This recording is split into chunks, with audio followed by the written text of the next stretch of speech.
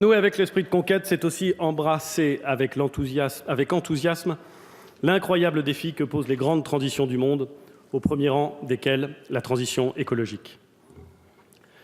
Ceux qui, par égoïsme ou inconscience, tournent le dos à l'accord de Paris sur le climat manifestent plus qu'une simple incompréhension du monde. Ils montrent qu'au fond, ils ont peur du futur. L'autruche est sans doute un animal sympathique, mesdames et messieurs les députés, mais mettre sa tête dans le sable n'a jamais préparé personne à affronter l'avenir. Il nous revient donc de préparer notre pays et notre planète à cette nouvelle ère, de ne pas la subir, mais de la façonner.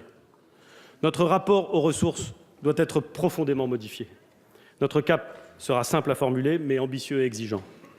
Nous voulons arriver à la neutralité carbone d'ici 2050. C'est pourquoi nous n'attribuerons plus de nouveaux permis d'exploration d'hydrocarbures.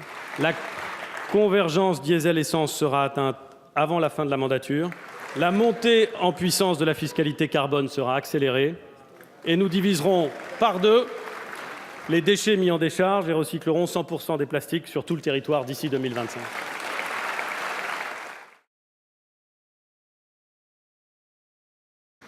Ce qui nous rassemble, c'est aussi la culture. C'est notre langue, c'est notre patrimoine, c'est ce que nous partageons, c'est ce qui fait que la France est admirée et aimée dans le monde. C'est ce que détestent les porteurs de haine qui, à plusieurs reprises, ont attaqué notre pays.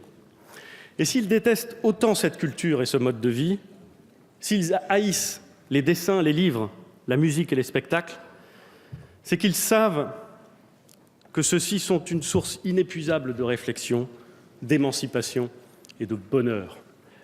Ne nous y trompons pas, la formation, dès le plus jeune âge, à la culture et à la création rend libre. Et en les familiarisant avec la longue histoire des arts, en leur faisant découvrir les lieux de culture, en leur apprenant à décrypter l'époque et à découvrir notre héritage, nous élevons l'âme de nos enfants et nous renforçons la cohésion de notre pays. De même, lire rend libre. Plus encore que sous les ors des palais, la République vit dans ses bibliothèques. Notre époque bouleverse les modes de diffusion des œuvres. C'est à la fois une chance et un défi. Profitons-en pour faciliter le plus large accès possible aux biens culturels, avec notamment la création d'un pass culture pour les jeunes, comme l'a proposé le président.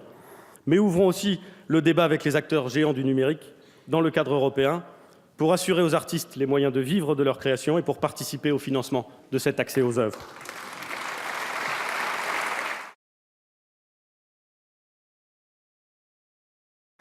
Notre jeunesse a soif de cause.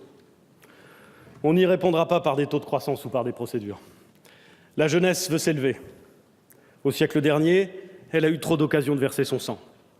Le front, aujourd'hui, est social, environnemental et mondial. Il appelle la mobilisation de la jeunesse, non pour combattre, mais pour construire, partager, déverser le fruit de ses connaissances et de son enthousiasme. C'est aussi pour préparer nos enfants à ce monde qui vient, à cette France que nous voulons grande et belle, juste et forte, que le gouvernement mettra en place un nouveau service national, conformément aux engagements du président de la République. La réflexion sur les formes qu'il prendra sera conduite avant la fin de l'année 2017.